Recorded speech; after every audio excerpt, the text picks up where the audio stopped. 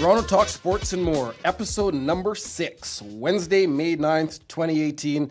Zion Hezekiah, a.k.a. Hez, alongside Milan Sonegra, a.k.a. Milo. What's going on, big guy? What's going on, Hez? I'm excited. Episode 6 in the 6. Yes, in the 6. I like that. So speaking of the 6, there's a lot been going on in the 6. We've been off for about a week. Before we kind of touch and get into sports, what about that crazy windstorm last Friday? Over 400 electrical wires down across the city, about 1,500 power outages. Some people were without power, I believe, for about 72 hours, so 3 days. Yeah. We had a bunch of homes with the roof damage, all this crazy stuff. Crazy. How did you fare in that crazy storm? Not too good. Let's just say the shingles were flying off my roof faster than the Raptors were trying to fly out of Cleveland. It was a disaster, right? I'm sure we'll get into that, but it wasn't too good. I mean, I had our complex. You too, eh? It was bad. Yeah, so first we had the ice storm not too long ago. Now we have the windstorm. Who knows what's next? Yeah. For me, I was actually in Ottawa. So the family and I, we were in Ottawa for the weekend. They did have a bit of a storm, and there was a little bit of outages or whatever. We weren't affected, but apparently it was nothing as the damage here in the GTA. Yeah, it was crazy. But we're okay. We're safe. We made it. It's one of those things that happens. I'm glad everybody's okay. So in terms of today's episode, once again, episode number 6, quick overview of what to expect. We're going to do a recap of the Raptors' sweep at the hand of the Cleveland Cavaliers. We'll discuss what went wrong there. We'll do an NHL Playoff update. We'll be promoting a special event that's happening in Toronto this Saturday, actually.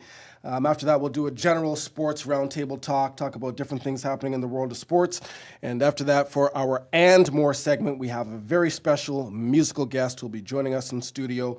So that's the show for today. Toronto Talk Sports and More.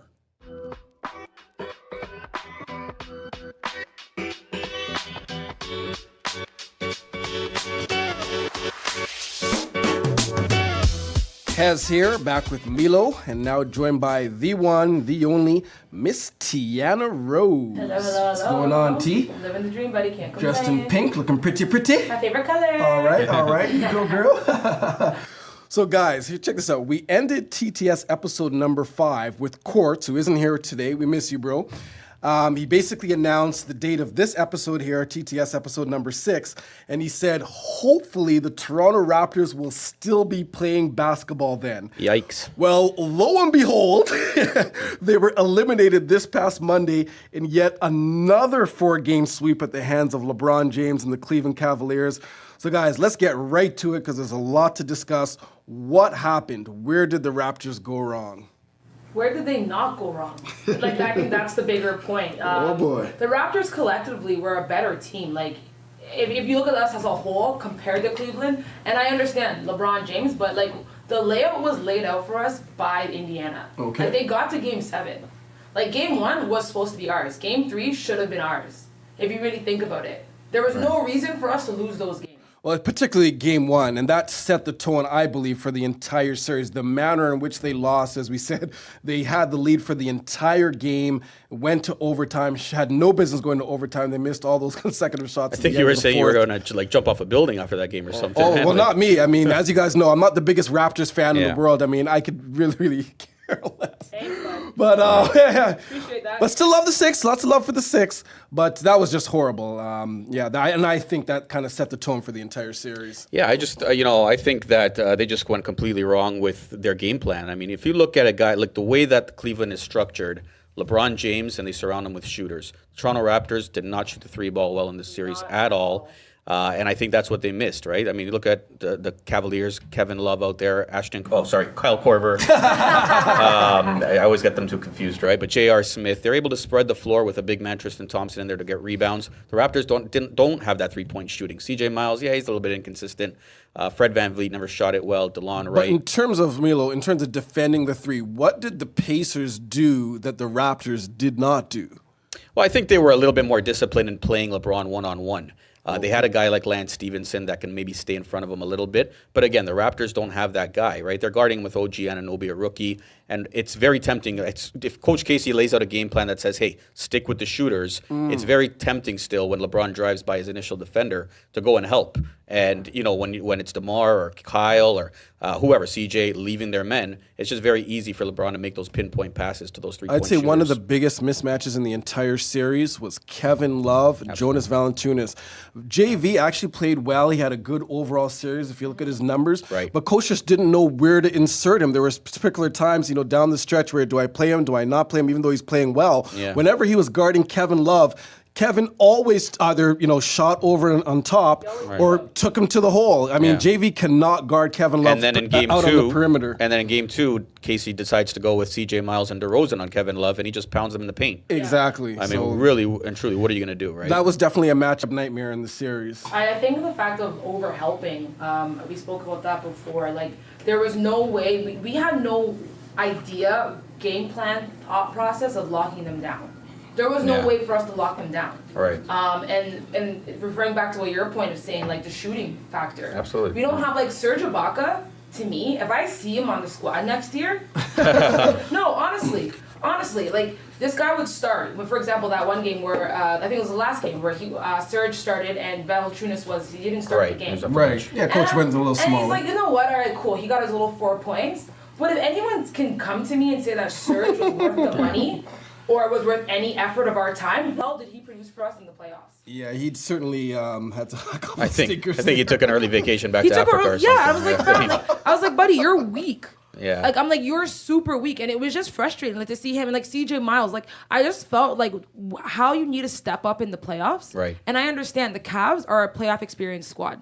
And I think that's a big difference, right? I mean, we had a lot of young guys come in for us right off our bench. Yeah. And they produced during the regular season, but everybody at this table knows the playoffs are just a different animal. Certainly. And when you have guys like LeBron, Kyle Korver, J.R. Smith, Tristan Thompson, they've all been there before. Exactly. Right? And it just made the difference. So guys, I want to take a step back and just kind of get your perspectives on this. Going back to game number 3, Right. Obviously the first game back in Cleveland.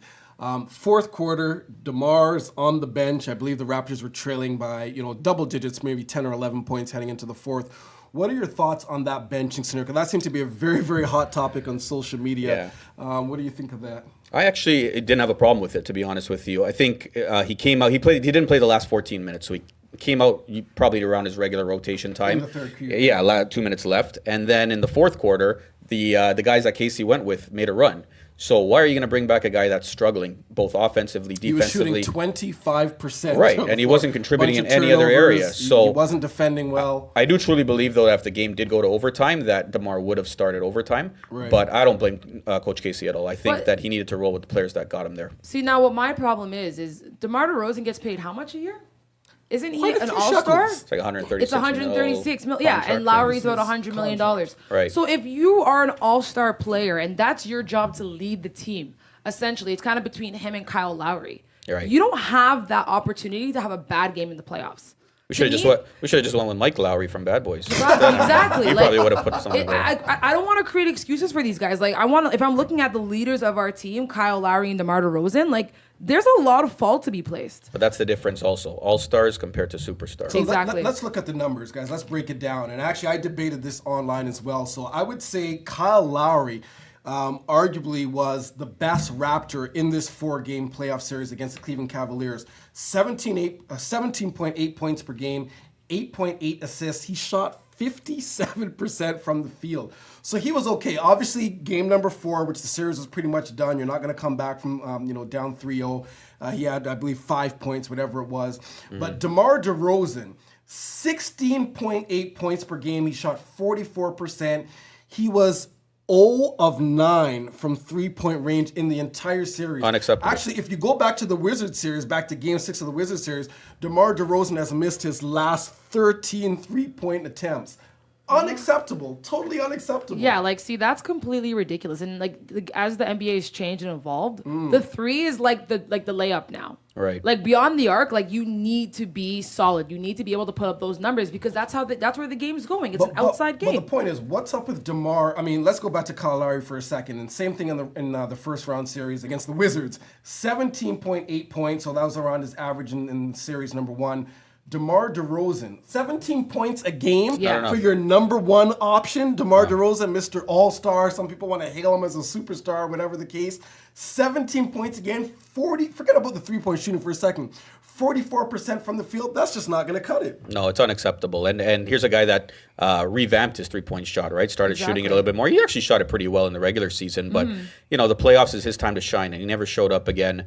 And it's just a repeat of past playoff failures, right? And as Coach said, if you're not going to be scoring, if that's your main thing, you're not going to be scoring, you got to do other things. And that game in particular, game number 3, he just wasn't engaged. As I said, he was turning over the ball. He just wasn't really engaged even on the defensive end. He wasn't grabbing rebounds. So if you're not scoring, you're not doing other things, sorry, sit your behind on the bench. I don't blame him for committing that flagrant 2 to get out of the game in game 4. But that wasn't, to me, that wasn't a straight, that call was bullshit. He shouldn't have got ejected for that. If you watch the videotape, right. I watched it like 3 or 4 times to see if this was accurate. His right hand barely, he was going for the ball. He hit a bit of his head. Well, you actually do see his right hand kind of on his waist and pushing a little bit. But it's a little. I've seen harder but calls here's in the regular Tiana, season. Do you think at that particular juncture of the game he minded being thrown out No, and getting an early I think rest? I think he did it on purpose, and I think that's a low way to exit a playoffs. At the time, I didn't think he was going to get ejected. I thought he would get called for a flagrant 1. Exactly. But the refs made their decision, and hey, it wouldn't have changed the outcome of the game anyways. But So guys, what about this whole LeBronto situation? Obviously, this became a really big thing there after game 3, the hashtag LeBronto and whatnot. 10 straight losses to the Cavs in the playoffs. 10 straight losses to the Cleveland Cavaliers. listen, I've said it on this show, and I've said it to you guys personally. It's he's the Michael Jordan of the '90s, right? We're the Atlanta Hawks, the Detroit Pistons, the New York Knicks, the Indiana Pacers. We can't get by that guy. Look at the Spurs and the Sacramento Queens back in the early 2000s with your Lakers heads, Kobe Bryant, Shaq. There's certain teams and certain superstars you just can't get by. And it started with Michael Jordan, probably a little bit earlier in the 80s too, with Magic and all those guys. But from when I started watching basketball, the 90s, Michael Jordan, transition to Kobe Bryant and Shaq and the Lakers, and now it's LeBron James. And we just can't get by them. But don't you feel as though, like, if you look at our squads in comparison, like, we had the better team. It's just like 100%. we had the better team. Yeah, it's the veteran experience, though. Yeah. These guys, what I told you guys last time on the show, when these role players for the Cavaliers see the Toronto Raptors uniforms and the bright lights at the ACC, it doesn't bother them. Yeah, they love not at all. it. They want the challenge. They feel like it's going to be an easy series. I mean, when has Toronto ever given this team a trouble? Maybe 2 years ago they won 2 games in the Eastern Conference Finals, but hey, it just wasn't meant to be. Yeah, I just want to share an interesting comparison. This was floating around social media. I'm sure we've all seen it. Or the comparison between LeBron's stats compared to DeMar and Kyrie, as a whole. Kyle. Yeah. Kyle, yeah. They may see Kyrie in next round. Well, they won't see Kyrie, but yeah. So basically, LeBron James had 2 less points than DeMar and Kyle combined. So LeBron, 136 points in the series. DeMar and Kyle, 138. Absolutely unacceptable. LeBron out-rebounded the duo of DeMar and Kyle. 33 rebounds to 30. Assists. DeMar and Kyle, 46 assists. LeBron, 45. So just one difference. That's insane. And check this out, guys. Total field goals. LeBron James had 57 total field goals in the entire 4-game series. DeMar and Kyle joined together 53. So LeBron had more field goals than DeMar and Kyle put together. Absolutely unacceptable.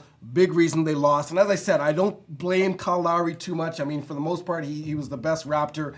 DeMar's numbers, totally unacceptable. You're in there to score the basketball. I mean, you should be averaging at least 24, 25 points a game. He was well below that. Unacceptable. And we didn't get it done. We should also remind our audience that I did pick the Cavaliers to go to the finals, right? Sorry, not to rub that in, but You win courts, that's right. Yeah. That's right. I mean, I just didn't see the Raptors So far, pulling this so series good. out. I thought at least we'd win one game.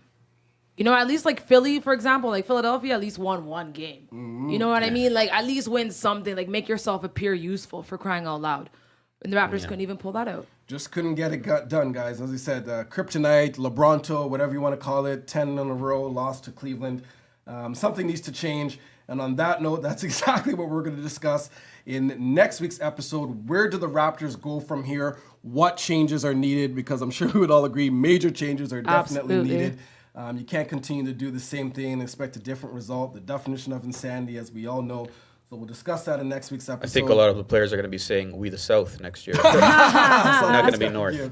Oh boy, guys, thanks a lot. Toronto Talk Sports and more.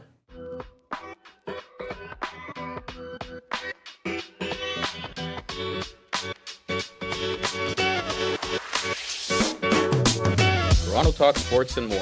It's your boy Milo with the TTS NHL Playoff Roundup. Well, so far it's been a very intriguing and interesting 2018 NHL Playoffs. The Eastern Conference Finals matchup has been set up as the Washington Capitals will square off against the Tampa Bay Lightning. The Capitals defeated my Pittsburgh Penguins in 6 games as the Caps won Game 6 2-1 in overtime as Evgeny Kuznetsov ended the Pens' quest for a 3rd straight Stanley Cup.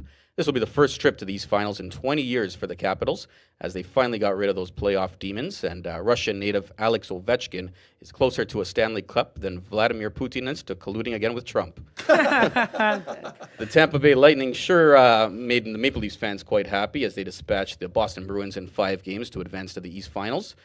Tampa won Game 5 3-1. The Lightning dropped Game 1 at home to the Bruins, but were able to reel off 4 straight to advance to their 3rd East Finals in 4 years. For the Bruins, I guess this will give Brad Marchand more time to go home and lick his wife instead of his opponents. Oh, my goodness. I mean, if you haven't heard, Marchand has been known to lick his opponents throughout the playoffs for some odd reason and received a very stern warning from both the NHL and his head coach to knock it off. For me personally, I'd probably rather see that in a WNBA playoff game, if you catch my drift. Oh, my God. I'm sealed. Game 1 between the Capitals and Lightning goes Friday night in Tampa at Amalie Arena. In the Western Conference, it's the 2 hottest words in sports, and I don't mean fire Casey. Nope. It's Game 7. The only Canadian team remaining in the NHL playoffs, the Winnipeg Jets, will head to Nashville to take on Big Ben Roethlisberger's favorite team, the Predators. Well, I got to make fun of my QB a little bit, right? The Preds, they were able to force Game 7 by going into Winnipeg and shutting out the Jets 4-0 in Game 6. The fans in Winnipeg have been in an absolute frenzy all playoffs, even gaining attention south of the border, which certainly pisses off Donald Trump. The winner of this series has a date with maybe the most surprising team in all of sports, the Vegas Golden Knights. Guys, what a story the Golden Knights have been. They advanced by knocking off the San Jose Sharks in 6 games, and Marc-Andre Fleury has been absolutely sensational. He has 4 shutouts already in these playoffs, and the 33-year-old is primed to lead his team to the Stanley Cup, which would be Fleury's 4th, as he previously won 3 cups with the Penguins. Game 7 between the Jets and Preds goes Thursday night at Bridgestone Arena in Nashville, and we'll all be looking forward to that. This has been your TTS 2018 NHL Playoff Roundup, and I'll be back next week to talk some more puck and ice, as both the East and West finals will be more underway than another Raptors culture reset. Oh, my Toronto God. Talk Sports and more.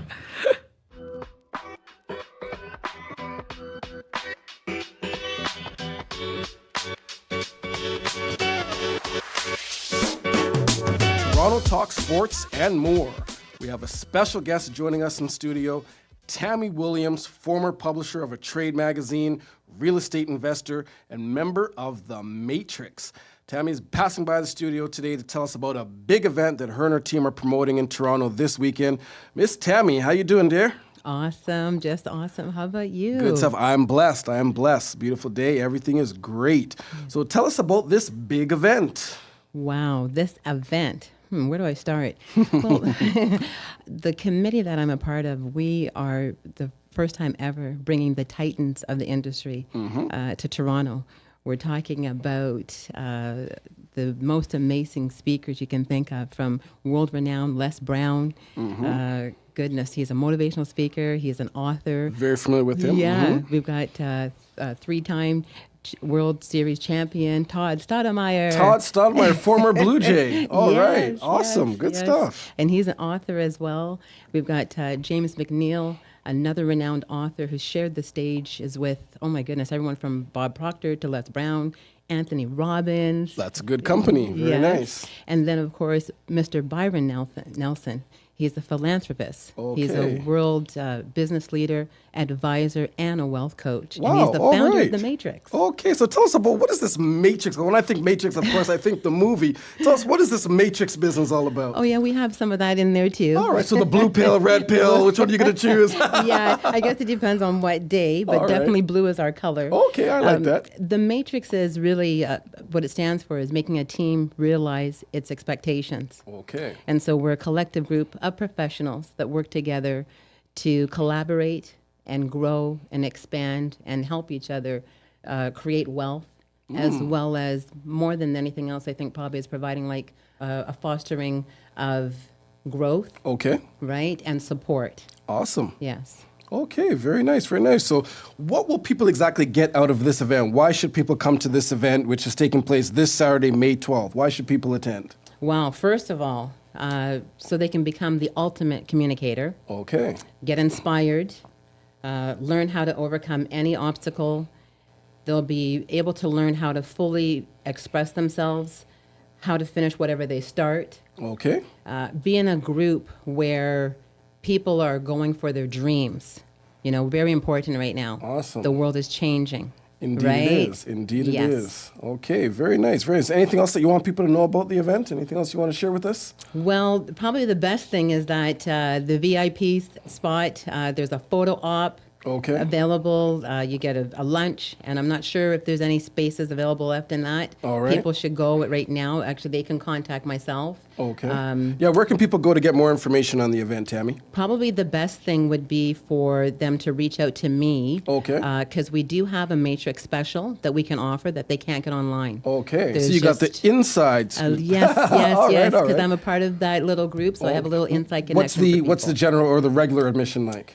Oh my goodness, 149 to Okay. 300 and something. And we're talking Canadian dollars here. Canadian All right. dollars. Good stuff. Just checking. Yeah, but this event really would be like a couple $1,000s. Okay, You that's know, the we're value bringing- that you're getting in return. Absolutely. Okay, very Yes. good. So what specific contact information, how would people contact you directly to get discounted tickets or whatnot for You the can reach event? out to me via text. Okay. At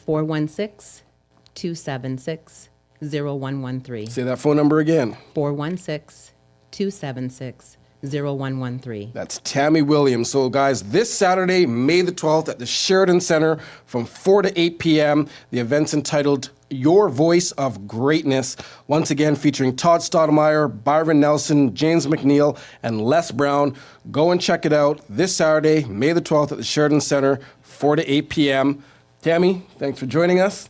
Toronto Talk Sports and more.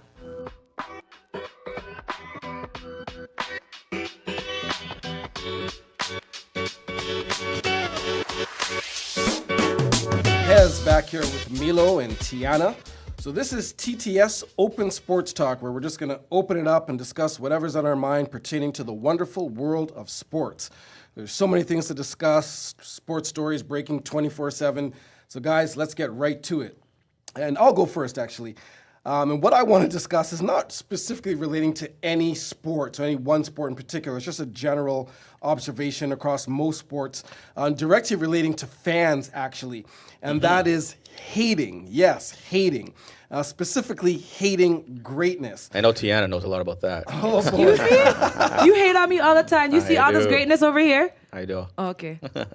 Are you guys done? Yeah. So guys, listen, I totally understand that as fans, you know, we have teams and players that we like. And obviously we have teams and players that we don't like. But what really bugs me, and this has been bothering me for a long time, and I'm just going to vent right now, is biased fans that just constantly criticize greatness and can't appreciate, you know, greatness for what it is, just because of their personal feelings, whatever. Now, obviously, you'll have certain athletes that are, you know, not liked for whatever reason. You'll have LeBron James, let's say Kevin Durant, Tom Brady. You want to go old school, you know, Barry Bonds. We could talk about Kobe Bryant. Here's a name of a recent retiree in his particular sport, Floyd Mayweather. So all great athletes in their particular sport. And what bugs me, this is mostly a social media thing, and perhaps it's even a generational thing amongst millennials. Easy where- now. Well, once Easy again, now. you know, we love certain athletes, we don't like certain athletes, whatever the case. I have no problem with that whatsoever, but we should at least be able to acknowledge greatness. You'll have, I'll use LeBron as an example, because it's obviously, it's recent, and, you know, he's dominating right now, which he's been doing for years, where there's some individuals where they just hate on the guy so much where no matter what he does, you'll be nitpicking and pointing at, oh, this and that. And I mean, what is there to hate about LeBron James? Right. He is great. He's an amazing athlete. He seems to do a lot of great stuff off the court as well. Seems to be a great family guy. He's involved in different charitable organizations and things of that nature. But just the hatred amongst fans for particular Aren't you one of those? Hold on. I gotta interrupt you. It bothers me. Aren't you one of those guys that always brings up 3-5 in the finals for LeBron and that? Because you and I have had some. Absolutely Exactly. not. Listen, No, absolutely not. Okay, hold on. Let's Wow. talk. Oh, boy. So when it comes to the GOAT argument, which at some point in time, let's definitely have that full debate here on TTS. Right. We'll have that debate in terms of, whether it's Michael Jordan, LeBron, whatever the case is. Obviously, a lot of guys to consider. Then, of course, I'll be a big supporter of getting it done in the clutch, winning championships. Right. Obviously, if you want to talk Michael Jordan, 6 championships, never losing in the finals, never even going to a game 7 at all. That's a totally different discussion. Right. But as far as LeBron James, and you guys both know this, I'm not the biggest LeBron James fan in the world. You've hated on him a few times. Don't get it twisted. No, listen. Hey, I've said this before. Back in the days, I would be the first one on social media, namely Facebook. Instagram wasn't really too popular back. I shouldn't think there was IG back then. Calling LeBron Queen James and all things of the such. When LeBron won his first chip, when he won his first championship that year in Miami, from that moment on, I stopped calling him Queen James. Total respect for LeBron. As I said, he's not necessarily one of my favorite players in terms of, a guy who I'll always like to follow and hail up and whatever the case, but 100% absolute respect for everything that he's accomplished. And as I said, it just really bugs me that there are certain fans that for whatever reason, they can't appreciate greatness. They just have this animosity and this. It's hating. It's big hatred, and it bothers me. Well, that's the thing. Like, hey, for example, the loyalty thing, the fact that he left Cleveland, went to some big, nice market where they built a team for him, and then he came back. Like, listen, for me, I like old school basketball. This whole every man just switching up, leaving a team like KD did. I don't like that. For me, everyone's entitled to their opinions. And maybe because I'm a millennial, maybe that's why I feel I have those sentiments. But no, you stick it out. You go through that. That's real life. But you're being specific, T. I'm talking about general. Just generally speaking. Right. Why can't we not? I can say, okay, you know what? I don't like this guy. I don't like his haircut. I don't like, the way he celebrates after he goes into the end zone or after he hits a 3 or whatever it is. But I appreciate this guy, and I can acknowledge him as one of the all-time greats. There are some people, I don't know if we can go back to LeBron, use him as an example. There are some individuals on social media or whatnot that they will literally not even put LeBron in the top 10 or whatever it is in terms of greatness. Maybe they wouldn't even put him in the top 5 for, best NBA player right now, which is just insane. Yeah. Simply because, they'll pick on something. Oh, he flops a lot. He complains after each call. He's crying and complain to the referees. I don't like his receding hairline, whatever it is. It's just hating. And as I said, it's one of those things where, you don't have to necessarily like a player, but if you're a true fan of the game, you have to appreciate greatness. I think for me personally, it's that old adage of you always appreciate something more when it's gone. So in the 90s, I was a huge Charles Barkley fan. He was my all-time favorite player growing up. So you were an MJ hater. Absolutely. I hated Michael Jordan. I have his poster, I hated Wayne Gretzky because my favorite player was Mario Lemieux. Number 99, the great one. My brother was a huge Lakers fan, Shaq, Kobe. You loved Kobe Bryant. I hated Kobe Bryant. But now when I look back at it, all these players that have retired, I can admire the greatness that Michael Jordan brought to the game and Kobe Bryant brought to the game and Wayne Gretzky brought to the game. Shaquille O'Neal, for example. All those guys, I wanted the Sacramento Kings to beat the Lakers so badly. I wanted the Jazz and the Sonics. So you're saying it's difficult to appreciate greatness in the moment. I think a lot of these fans. I agree with that statement. I think a lot of these fans, when it's all said and done, LeBron's gone from the game.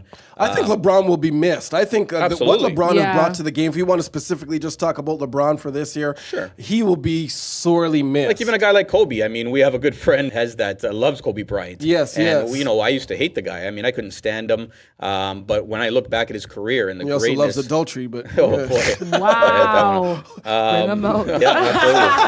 That one. But not like the schmucks listening, anyways.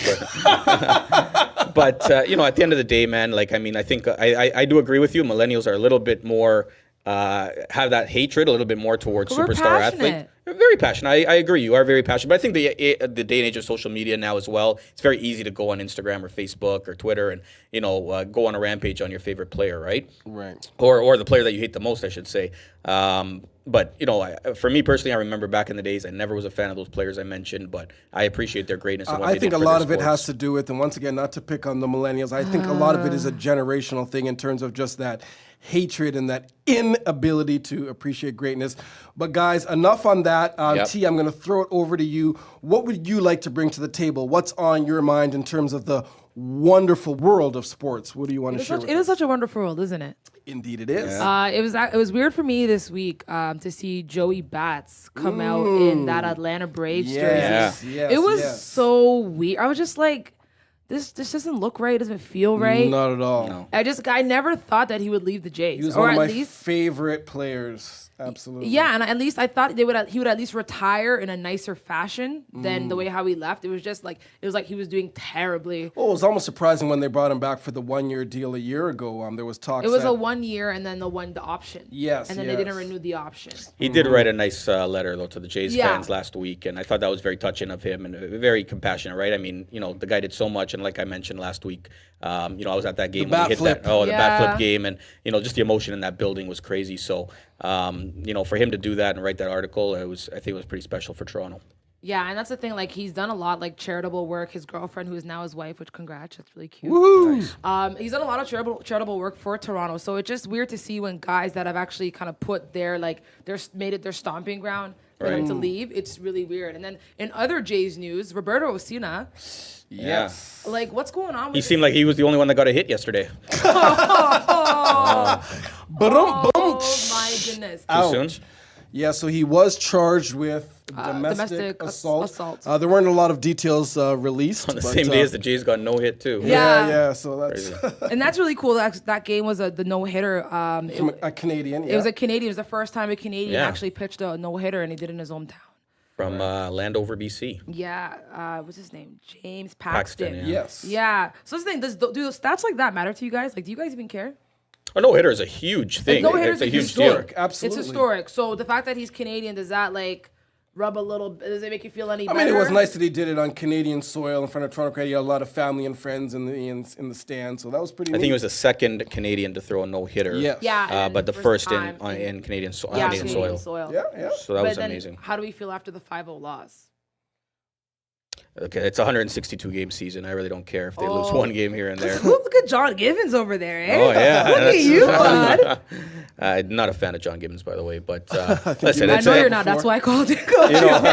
if somebody's gonna throw a no hitter against us, I could take one L. It's all good. Absolutely. Jay So, should Milo, bounce back. what about you? What would you like to discuss Well, sports-wise? What's Hezi on, and Tiana, what's on that big mind of yours? You know what, guys? You guys know I'm a huge NFL fan. Who's my team, Hez? The Pittsburgh. Browns? Was it the Cleveland Browns? Was it? Steelers. There we go. I listen to you yeah, sometimes. yeah. Thank you. I No appreciate problem. that. I'll start Don't get listening used- to you a little Don't bit more. get used to it. Yeah. So a few weeks ago, the NFL draft took place. I think it was 3 weeks ago, and my Pittsburgh Steelers in the third round took a backup quarterback named Mason Rudolph out of Oklahoma State. He's projected to be, the next big thing in Pittsburgh when Ben retires. Ben actually came out a few weeks ago, said he wants to play another 3 to 5 years, but he actually went on a radio show. Hope he can stay healthy. Yeah, late last week. He went on a radio show in Pittsburgh and just really threw the new quarterback under the bus. Yes, he essentially saying that he wasn't going to mentor him. He's not, if he Wow, asks really? if he asks for some help, he's going to tell him to point to the playbook and just show him What was and- up with that? Well, Rudolph actually came out and said that it's not Ben's job Like, what, to did mentor. Ben molest his sister or something? Was Oh, she one boy. of the victims from a couple years Listen, back? Or? listen.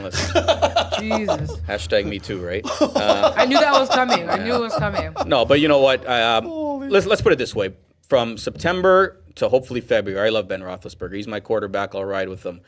To me, he's one of the top 3 quarterbacks. Ride with him on a in the motorcycle league. too? Yeah, exactly. No helmet. No helmet. That's the only way to do it. But in the offseason, let's just put it this way: he's a jerk. And He's been a jerk from time. he has been a big jerk. He is constantly throwing his teammates under the bus. He's throwing his coach under the bus. Yeah, time. And it's gotten to me. It's gotten to me a little bit. I've always supported Ben, and this is going to be his 15th season, I believe. He's been great for the Steelers, but at the end of the day, his attitude off the field needs to change. He's not a great leader off the field. On the field, I think On he's a the great field, leader. oh, Yeah. amazing. Absolutely, does a great Especially in the job. clutch. I mean, that guy's money But down for a the team stretch. that I support so much, and games I watch every Sunday, Monday, Thursday, whenever they're on, games I attend in Pittsburgh sometimes, it's disappointing to see a guy Do you like think him. Mike Tomlin and management will kind of sit down and have a talk with him? I think based they on need those, to. I think they need to let him know. And you know what? Ben's a guy that has been threatening retirement over the last couple of years. Yeah. You know, after Jacksonville game last year in the regular season, he threw 5 interceptions, and he said that thinks he doesn't have it anymore. So I Plus, he's mean, had injuries as well. so I think the Steelers actually called him on his bluff and said, "Hey, let's retool and let's get a quarterback." Right? Yeah, so you have to. Absolutely. So it was on my mind. I just thought that it was a little petty of him to do that. I think he needs to step up. I think he will change his attitude once training camp starts and whatnot. But I was disappointed to hear Well, that. we appreciate you bringing that up and being objective, criticizing your squad. Absolutely. It I'm takes a always lot. willing to do That makes you a very big person. Oh, thank you, Tiana. Very, very I big appreciate person. that. Definitely wish Ben and the Steelers all the best. Break a leg, big guy. Wow. So, guys, thank you very much for sharing your different topics and whatnot in the wonderful world of sports. Toronto Talk Sports and more.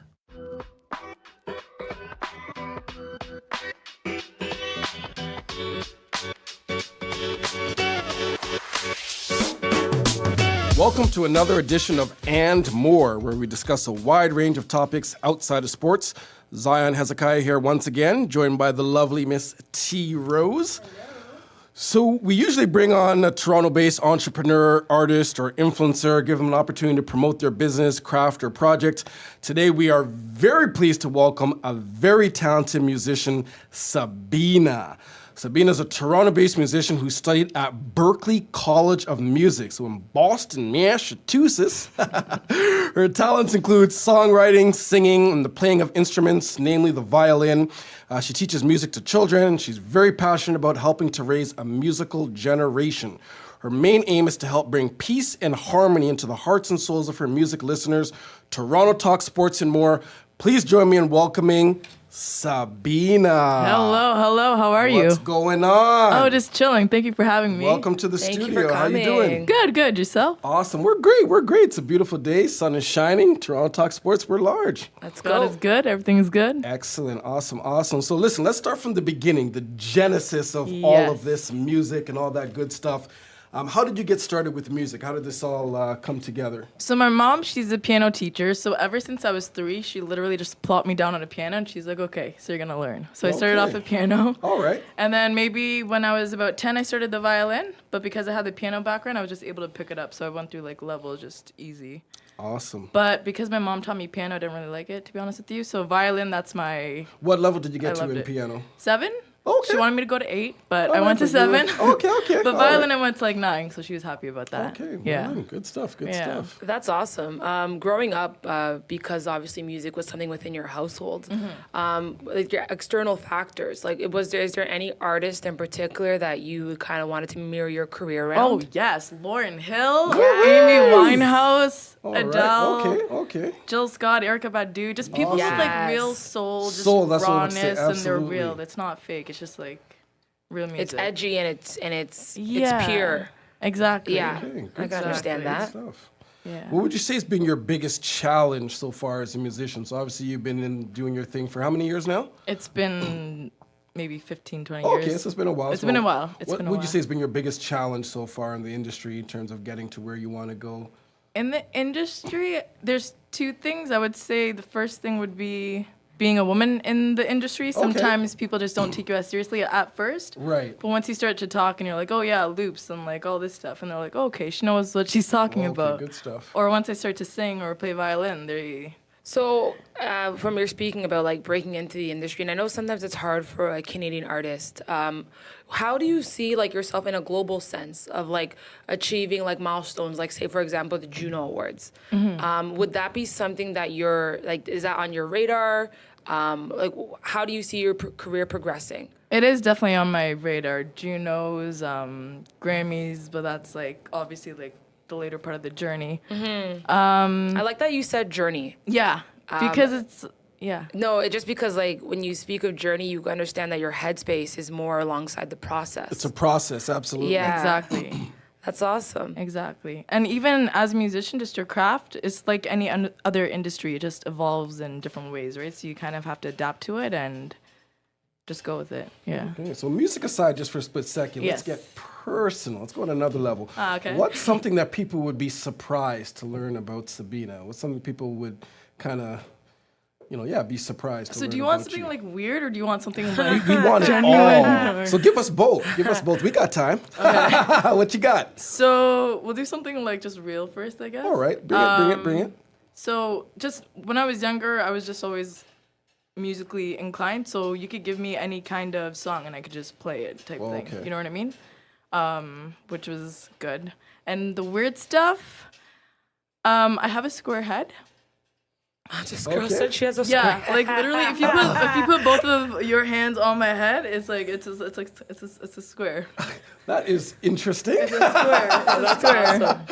But it kind of helps when you're contouring, though, because when you're contouring your makeup, I feel as though it makes it a lot easier. That's true, but if I go bald, I'm done. No, we got wigs for that, girl. That's true. It's We got weaves 2018, and baby. stuff. That's true. That's true. SpongeBob SquarePants. That or is whatever. true. So sealed. That is true. But you're beautiful regardless, thank so you, thank it's you. all good. Yeah. Wow. So another cool question I was thinking of: if you could compare your passion for music to any color, what color would you utilize to describe your passion? Oh, that is a deep. very hard question.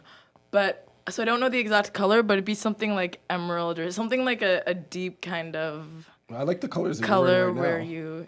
Yeah, I'm wearing like blue. That's kind of like, and was that like an pink aqua kind of like? I'm talking of the, Oh, this, yeah, it's It's like a aqua. tealish aqua, yeah. yeah, that's awesome. I like really just like interesting, Earth unique colors. colors. Yeah, earth colors, Right, right, natures, right. that sort of Okay. stuff. And Yeah. the thing I like about emerald, it has a royal-esque to it. Yeah.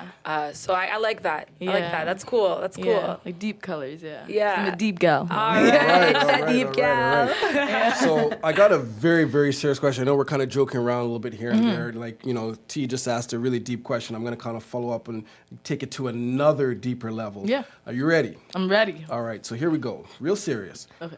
Who would you rather be stuck in an elevator with? Harvey Weinstein or Kanye West? I'm dead. Harvey Weinstein? You know what's funny? I cannot do Kanye. I'm sorry. He's just so in love with himself. He's on another level right now. No, guys, you gotta give him a chance. Oh, man. But honestly, if I had to be stuck with Kanye, I would at least just like get info of the business and you know what I mean? I would be smart about Yes, it. I he wouldn't is like, indeed musically talented. because he likes talking about himself anyway. So Yes. But let's just throw it out there. Toronto Talk Sports and more. Let's all pray for Kanye West. He's not that far gone, guys. he can come back. He can Anything come else back. you want to share with our audience, SABINA? So I just wanted to express about my unique sound vocally. I'm more soul, blues, funk, just real raw. I could do acoustic, I could do some beats, but it'll always have a beautiful melody, beautiful harmonies. All right. And violin-wise, I do wedding events and all that, and I could do hip-hop, I could do real classical, because that was what I was brought up with. Okay. Just versatile. Awesome. Thanks for Versatile. sharing that. And Yeah. I would agree because I've been listening to you for the last little while, and your music is definitely on point. And speaking of which, SABINA, there's no way that you could pass through the Toronto Talk Sports and More studio without singing, without bringing some kind of music element to the show. Yes. So what are you going to perform for us today? So I'm going to do an original that I wrote called Island of the Sun. And it's Okay. basically just about leaving our past behind and just enjoying the future. Awesome. Looking Yeah. forward to hear it. Let's do it. Yeah, sounds good.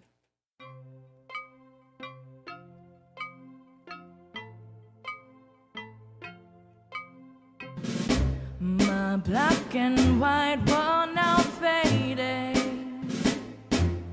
Start seeing little patches of all these crazy colors. My puzzle ain't nowhere near together, but now I appreciate each piece I take and set it down. I set it down.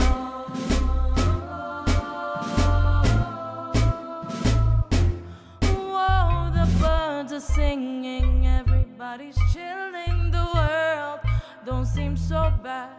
Now I can hear the music, feel my heart be racing, finally living life again. You see, the world can trap you and leave you there, or you can stand back up, show you, give a damn. got a past, I know I do, but I evolved. And now I say, welcome to the island of the sun. Peace and one love to all. Wash away the past, it's over now. Welcome to the island of the sun. Whoa, whoa, whoa, whoa, whoa.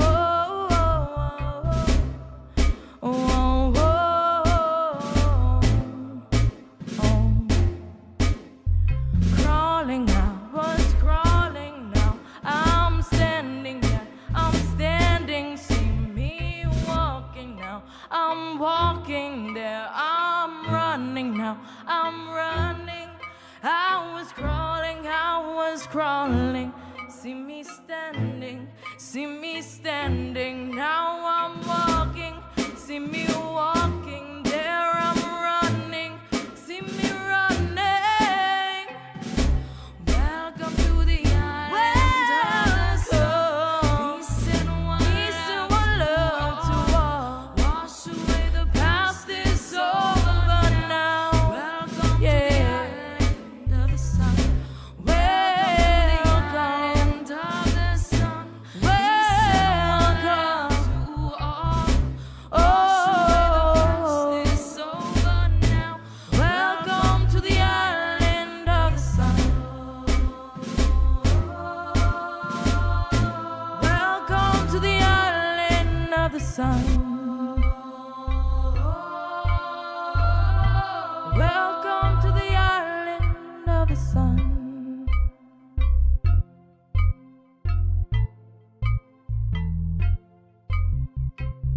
Wow, Oh Sabina, my that was goodness. awesome. Thank That you. was phenomenal. Wow. Standing ovation. Right? There you go. Encore, Oh, encore. yes. Encore, That was encore. beautiful. Thank you so much. So listen, if people want to connect with you for piano or violin lessons or even for singing gigs, I know you do that as well, weddings, cocktail hours, other social events in the GTA, how should people contact you? They can contact me through email at Sabina, SABINA, musictoronto@gmail.com. Say that again.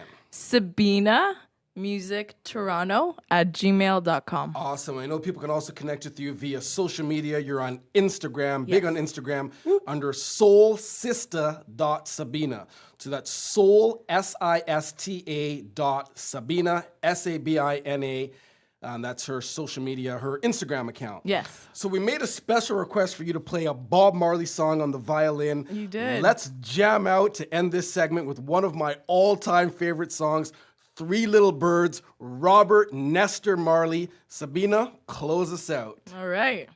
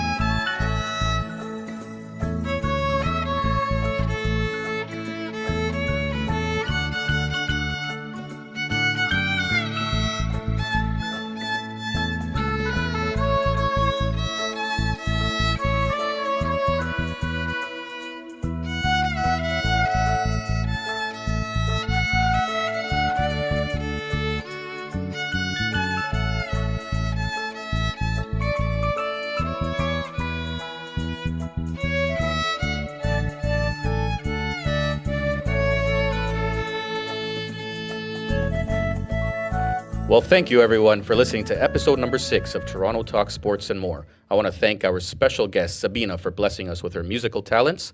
Please make note that our next episode, episode number 7, will be released on Tuesday, May the 15th, 2018. That's Tuesday, May 15th, 2018 for episode number 7.